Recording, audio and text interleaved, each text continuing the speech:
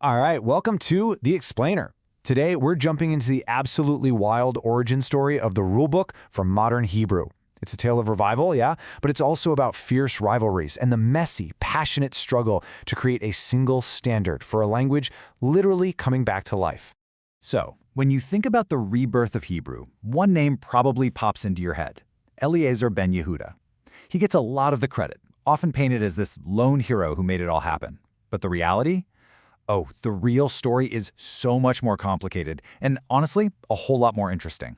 Yeah, this was not the neat and tidy work of some solitary genius. It was a chaotic, multi-decade slugfest, fought by a super passionate, really diverse, and, let's be honest, often deeply divided group of visionaries. This was a battle for authority, a battle for funding, and really a battle for the soul of the language itself. Okay, let's get into it. So let's set the scene. We're in the late 19th century, in Jerusalem. Hebrew is actually making a comeback as a spoken language, which is amazing. But it's kind of a linguistic Wild West. People are using it, sure, but everyone's making up their own rules as they go. I mean, just imagine you're a teacher back then, you've got to teach algebra, but there's no official word for equation. Or you're standing in front of a class where half the kids pronounce a word one way and the other half says it a completely different way. You can see the problem, right? The revival was happening, but without a standard, it was on the verge of collapsing into just chaos. Something had to be done, and fast. So in 1890, this small group in Jerusalem gets together. They call themselves Safa Brura, which means clear language. And they basically decide to roll up their sleeves and fix this mess. Their big idea? Create the very first language committee to try and standardize this revival. And wow, look at the group they put together. This was anything but monolithic. You had crusading journalists like Ben Yehuda, right alongside traditional scholars, powerful rabbis, and pioneering educators. And they came from everywhere: Russia, Poland, Greece, Iraq, and of course Jerusalem itself. It was a true intellectual melting pot, and you better believe every single one of them had very strong, very different ideas about what Hebrew should be. But you know, despite all that brainpower and all that passion, this first attempt was, well, let's just say it was pretty much doomed from the start.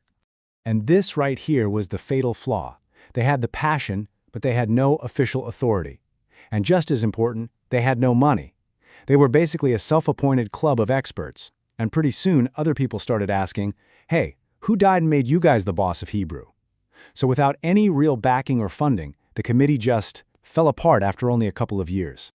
So with the failure of that first committee, a huge power vacuum opened up. And what happens when there's a power vacuum? Yep, total, unadulterated chaos. Suddenly, you had two competing factions. In Jerusalem, you had the original scholars, who were all about deep historical research and tradition. But then, down the road in the booming, vibrant city of Jaffa, a totally new rival committee pops up, formed by teachers. And they were just tired of waiting. They were way more focused on a simple question: what do we need to work in the classroom, like right now?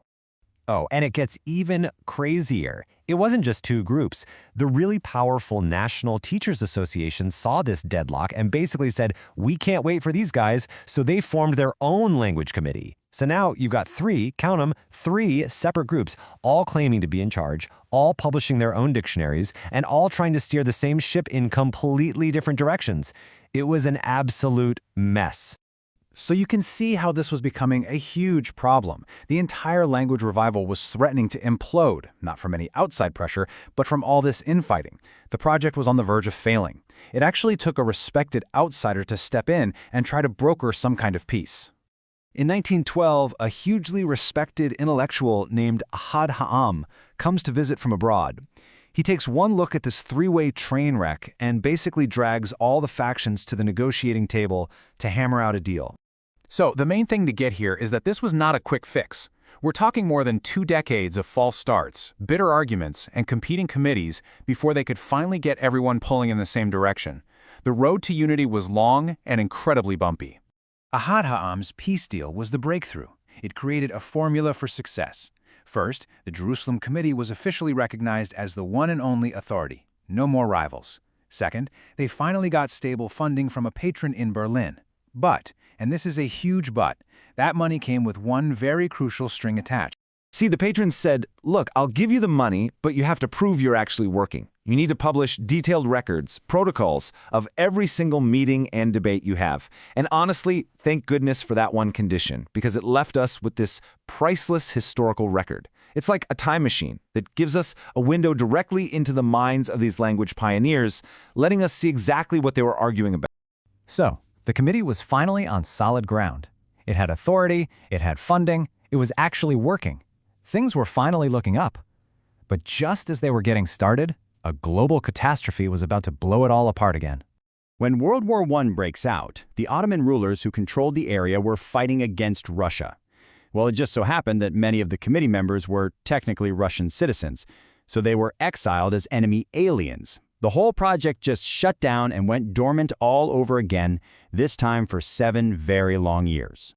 When the committee finally got back together after the war, the world was a different place. The British were now in charge, not the Ottomans, and a whole new generation of leaders. Think figures like Joseph Klausner and the poet Haim Nachman Bialik were ready to take the helm.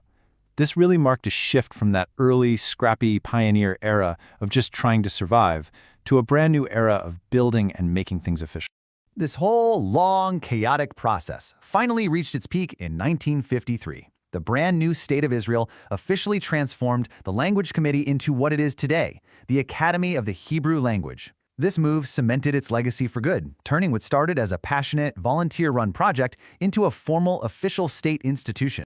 So there you have it. After more than 60 years of struggle, the chaotic, passionate, and frankly, kind of heroic project to write a rulebook for a reborn language had finally succeeded.